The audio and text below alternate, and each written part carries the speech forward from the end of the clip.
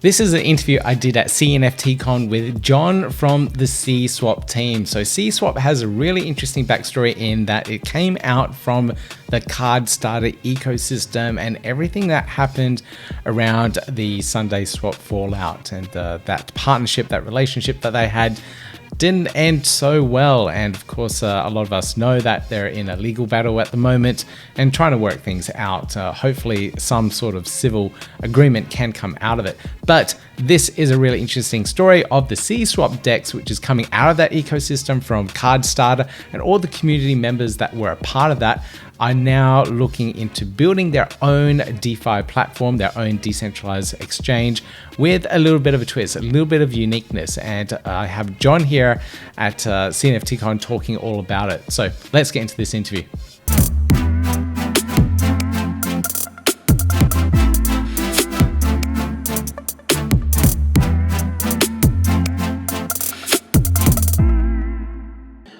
I have John from CSwap joining me in this episode, and this is a pretty interesting DEX that is launching on the Cardano ecosystem. It has a really cool backstory. I want to learn a little bit more about it and what these guys are trying to achieve and what they're going to deliver to the Cardano ecosystem as well. So John, thank you for joining me on this episode here in Caesar's Palace in Las Vegas. This is absolutely amazing. I know. Thanks so much for having me. It's a pleasure to be here with you, Pete. All right. So I've learned a little bit about your backstory and how you guys have coming into the Cardano ecosystem. Can you explain to everyone a little bit about that backstory, anything that you can, and how you're now involved in the Cardano ecosystem? Absolutely. Yeah. I mean, I'm part of a community of liquidity miners. You know, we were the earliest adopters of Cardano DeFi. We mined at one point over 50 million in TVL for what we thought was initially going to be a DEX by Cardstarter, but in the end was going to be SundaeSwap.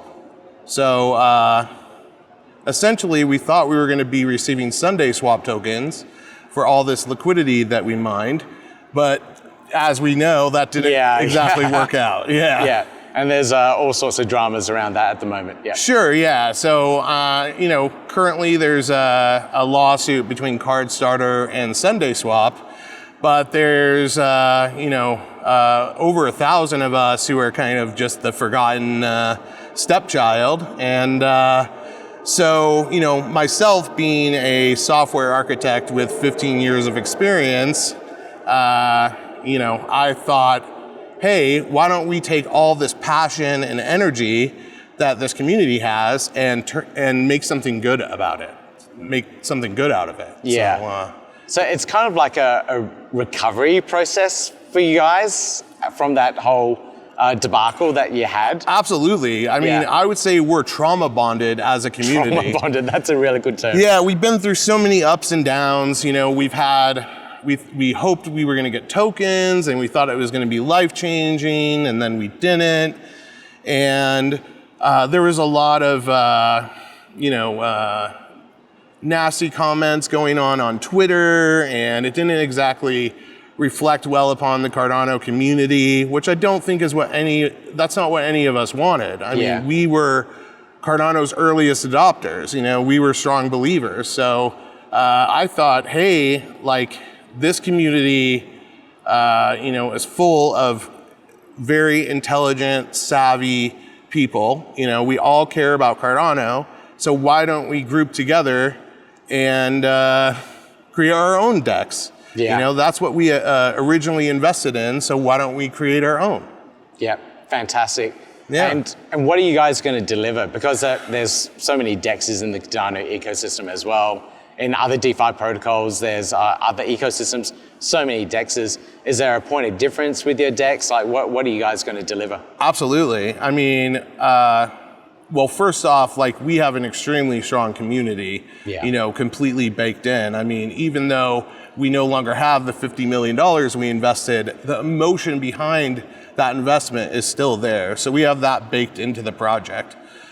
We also are really focused on kind of a blend between finance and creativity. Right, and after seeing all the great NFT projects, being built on Cardano, we really want to do something to help them and the people who collect NFTs. And right now we're in a bear market and there's kind of a lack of liquidity. There's a lack of trading going on, and we're like, well, what can we do to solve that problem? So we know there's already peer-to-peer lending with NFTs, and we think that's really cool. But we want to create something that's AMM powered, so that we almost have like a liquidity pool. Yeah. And if you have a NFT, you can use our NFTCon liquidity pools to essentially take your NFT to the pawn shop. And right. So there's winners on both sides. You know, if I need some ADA because I want to buy the coolest new NFT, if I want to mint the coolest new NFT, I can't, and I don't want to sell my NFT, I can deposit my NFT in a smart contract, you know, pay a small fee. Other people holding ADA can put their ADA in this liquidity pool, and they'll get, you know, a small return on their investment, and I'll get some ADA to go mint my new NFT, and I don't have to sell my collectible.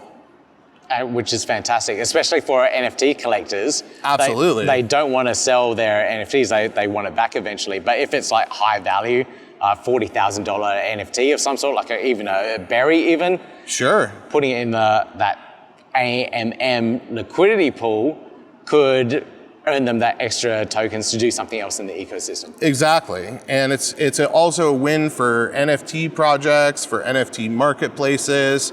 And we really have the stance that NFTs are tokens too.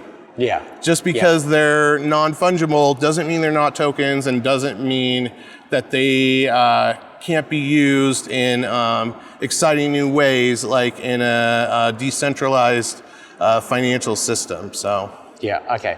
This is a really interesting take on the whole like DeFi ecosystem and doing something really, really unique. But like, how are you guys building this? Like, you need like a team of smart contract developers, UI, UX. Like, how big is your team? Like, where are they coming from? And where'd you find them all? Yeah, I mean, we currently have 8 people on our team, including 3 Plutus developers. How on earth did you get 3 Plutus developers? They actually, a lot of them, as you can imagine, were minors in Cardstarter's program. They were early adopters of Cardano DeFi. They have master's degrees in computer science and engineering, and our COO actually has a PhD and 2 master's degrees in computer science. Okay. So we have a pretty tech savvy team. Like, they were, I don't think anybody anticipated exactly how smart this CSwap community was. Yeah. Mm-hmm. And you guys kind of came out of nowhere. Like, I only heard of you guys in the last maybe a couple of weeks. Mm-hmm. Have you guys been around for ages, or what's the deal there? I mean, we've just been building with our community in stealth mode. Yeah. And we don't believe in like the waterfall approach to development, and that includes rollouts to community. Like, we roll out functionality in an iterative manner. So like when some module of value is ready to be tested and tried out by our community, we let them get their hands on it, play around with it, give feedback, take polls, participate in testing. That's really cool. Yeah, I mean, we consider the CSwap community to be a part of our development team, to be a part of our project, and I think they really appreciate the transparency.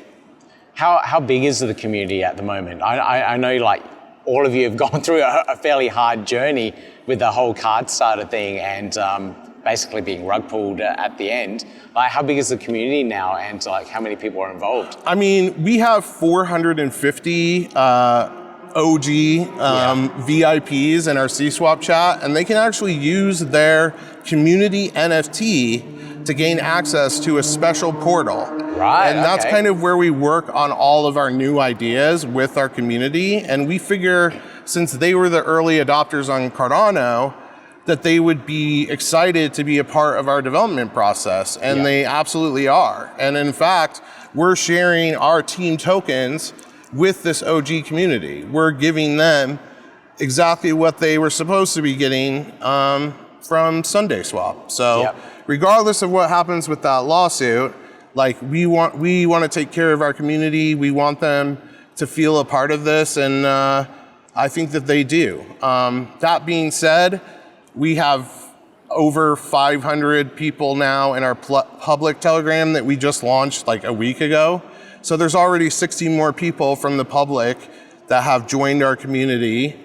We have almost 8,000 followers on Twitter. And I think things are just gonna continue to build and build.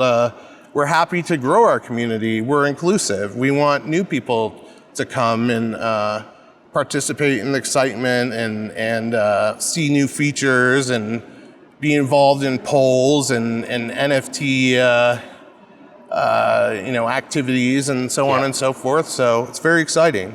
Absolutely amazing. It's good that you've had that growth, and it feels like a redemption from what has happened for your community in the Cardstarter space. Absolutely, so it's really cool that that's happening. Absolutely. Like, and we're just about to launch our first pre-sale and then public sale of our NFTs, which can be staked to earn our token and also be used as multipliers in the ISPO. Oh, I love that utility in the NFTs where you can get that extra like a yield or whatever around it.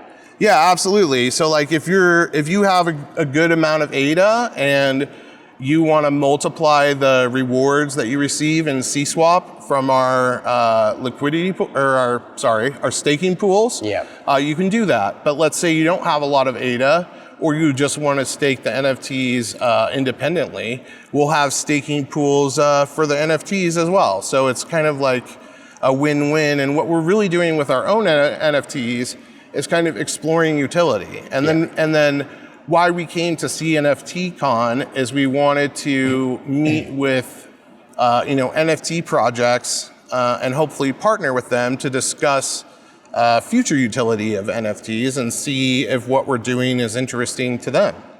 Our first collection is actually the Underdog collection, and it features like David versus Goliath and like the Vikings versus the Kraken, because that's what we really are. I mean, we're the underdog. That's cool. We started this DEX essentially $50 million in the hole, and we didn't have VC funding, and we didn't have a bunch of marketing money and stuff. So we feel like we represent decentralized hope and decentralized justice.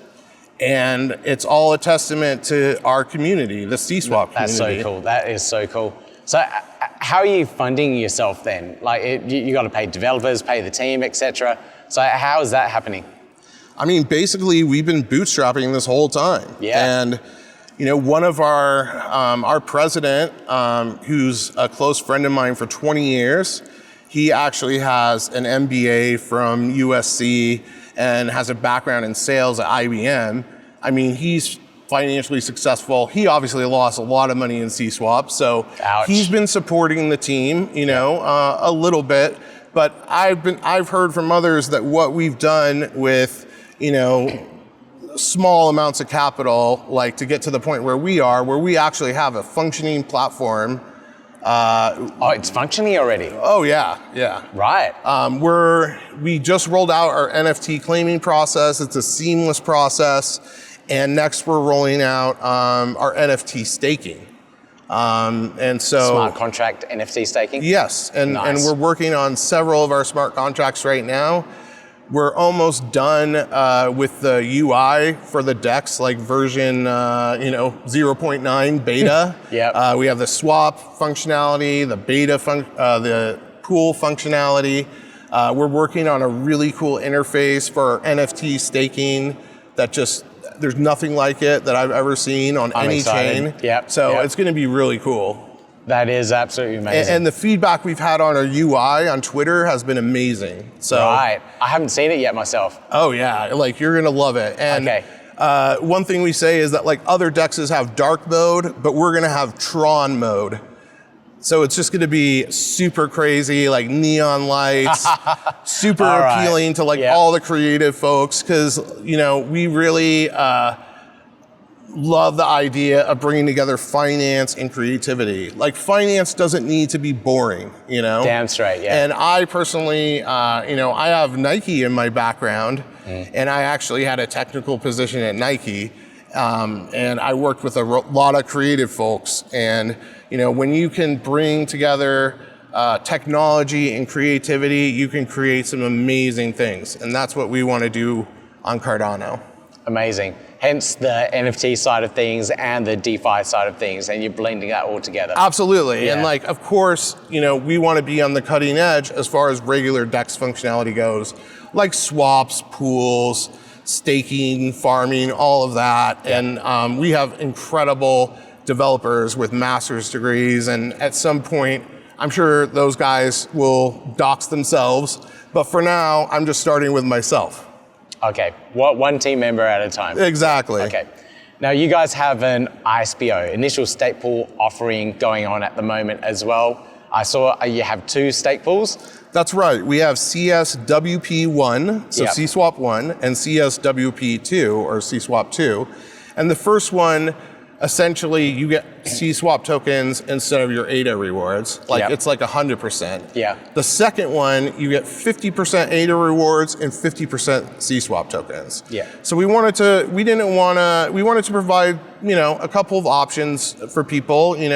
Certain people are more risk averse than others. But I mean, we're super happy. We're so grateful for all of our delegates.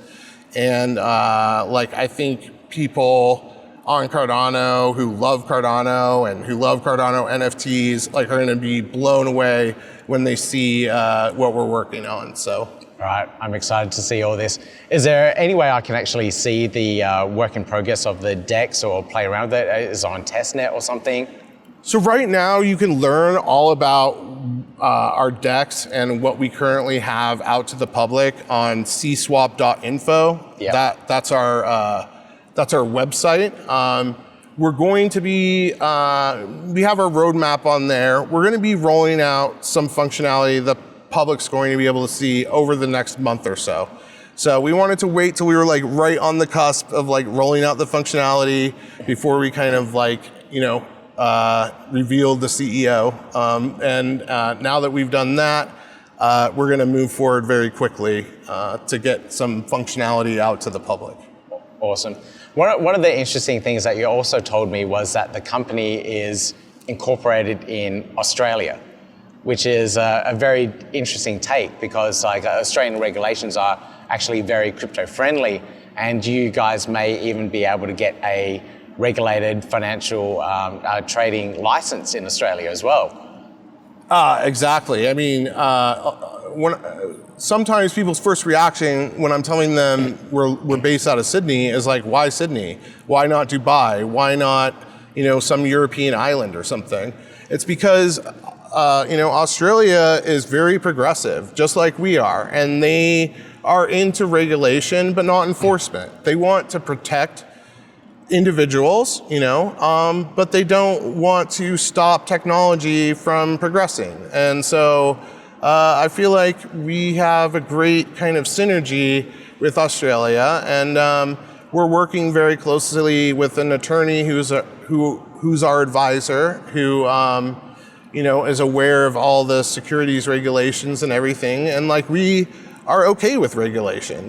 We feel like if we can work together with the progressive regulators in Australia, that we don't have to kind of act in this kind of gray area of the law, that we can take crypto to the masses through regulation. And I feel like that's going to give us a competitive advantage.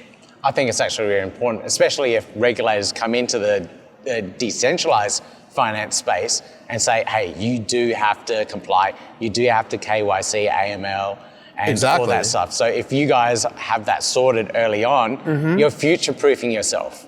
Yeah, and I mean, we're not selling our token. We're providing the ISPO, and we're selling NFTs, and those NFTs can be staked to earn tokens, and the ISPO is you're not risking your initial investment. So, I mean, right now we're good. We're on the good side of the regulators, and like we intend to stay there, and we intend to have a good relationship with them. All right. So for anyone that's interested, where can they go to find out more information, and what channels should they be engaging on? I mean, mostly we're on Twitter. You can follow us at CSwapDEX. Our website's at CSwap.info. You can find all of our Telegram group information on both of those. We have an announcement channel, and we have a public channel that people can join. We aren't on Discord yet, but we plan to be. Mostly just Twitter, Telegram, our website, and I'm always happy to talk to anybody who reaches out to me. My name is actually Destroy on Telegram. Fair enough. And that's what my community has known me by for the past 8 months. But my real name is John Kravitz. So CSwap community, thanks for all your support. Now you've been officially doxxed. Yes, I am doxxed. All right, awesome. John, thank you so much for joining me on this episode and teaching me and showing me everything that CSwap is doing. Oh, thank you so much for everything that you do for Cardano. And I can't wait to come see you down under. Yeah, that's where we're located. So looking forward to it as well. So one last final thing, was your experience with CNFTCon? I mean, CNFTCon was amazing in the sense that, Charles was there. We got to hear like an amazing keynote. Did you get a photo with him? Oh yeah. I'm not going to pass up that opportunity. Yeah. And I had a great chat with him. And you guys can look forward to a Twitter Spaces with possibly a special guest sometime soon. Amazing. Yeah. I'll keep an eye out for that and make sure it's tweeted out for you. Oh, I'll be letting you know about it before it happens. All right. We wouldn't have anybody else moderate besides you, Pete. All right. Awesome. Thanks. But I really enjoyed seeing all of the amazing creativity like being built on Cardano. Like folks are so passionate about their projects. They were so friendly and kind and willing to share their ideas, and it was just amazing. And I can't wait until the next one. I mean, we'll definitely be there. Absolutely awesome. And I'll see you next year too. See ya, Pete. All right, awesome. Now, if you got something out of that, please consider giving me that thumbs up, click that subscribe button and hit the notification bell. I have so many more of these interviews that I did at CNFTCon and at Rare Bloom as well. I'm trying to get them out one a day, but far out. I did about 23, 24 of them. But yeah, I'll get through that. Now, if you want to find out more information about CSwap, the ISPO, and everything around that, all the links are down below for you guys, so you can find out more information about it, engage with the community, find exactly how they're going through their processes and doing all that really cool stuff. And there also will be that Twitter Spaces coming up. I think it is with Charles as well. So if you want to join on that one, stay tuned. Make sure you subscribe and follow their Twitter profile, and make sure you have those notification bells on for them as well. Now, I just want to do a big shout out to Josh Howard, the NFT artist that did this collection, the Muses of the Multiverse, I think it is. And yeah, Muses of the Multiverse. I got so much merch from this guy at the CNFTCon. You could see me wearing the t-shirt during that interview with John as well. I got this beautiful signed poster from him as well, which I absolutely love, and also an autographed book of some of his artwork. He's a brilliant comic book artist. I'll show you guys there. Absolutely brilliant stuff. Love his work, love following what he's done, and everything that the guys at BuffyBot have been doing for him as well to try and promote his comic book artwork through their platform as well. So absolutely love it. Keep an eye out for some of his stuff. It's really, really cool. Anyway, you can find links to his stuff in the show notes as well. But until next time, everyone, give me that thumbs up if you haven't yet. Otherwise, I'll see you in the next video. Yeah, gotta do it like that. You've been listening to the Learn Cardano podcast. Gotta get it hype. Crypto is what we like, but this is not investment or financial advice. Gotta do your research, cause it's risky. We know it is. This show is educational and it's informative. Crypto's the future, really, it ain't no debate.